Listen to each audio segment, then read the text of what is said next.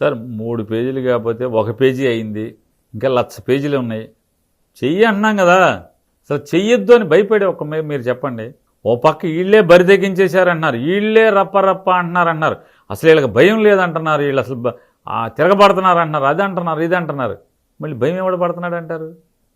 ఓ పక్కేమో అసలు వీళ్ళకి భయం లేదంటున్నారు, అధికారం కోల్పోయారు అయినా భయం లేదంటున్నారు, 11 సీట్లు వచ్చినాయి అయినా మూల ఇంట్లో కూర్చోవట్లేదు, బయట రోడ్డు ఎక్కి తొళ్ళ కొడుతున్నారు, రా అంటే రా అంటున్నారు.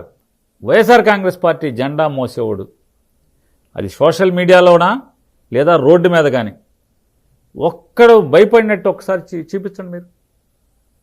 ఎవడు భయపడ్డాడు? వీళ్ళని చూసి వైఎస్ఆర్ కాంగ్రెస్ పార్టీ చిన్న స్థాయి కార్యకర్తలు ఇన్ని లక్షల మందిని చూసి లోకేష్కి వాళ్ళకి భయం.